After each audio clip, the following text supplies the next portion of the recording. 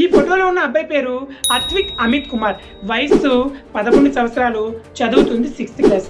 11 సంవత్సరాల వయసులోనే 11 మందికి ఉద్యోగాలు ఇచ్చి జోజో కనెక్ట్ అనే ఒక కంపెనీ స్టార్ట్ చేశాడని ఎంతోమందికి తెలుసు. వెల్కమ్ టు కిట్కాన్ academy, the money and business school.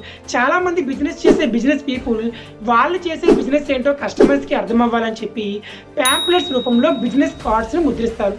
వీటి కొరకు ప్రతి సంవత్సరం కొన్ని వేల చెట్లు ఉపయోగిస్తున్నారు.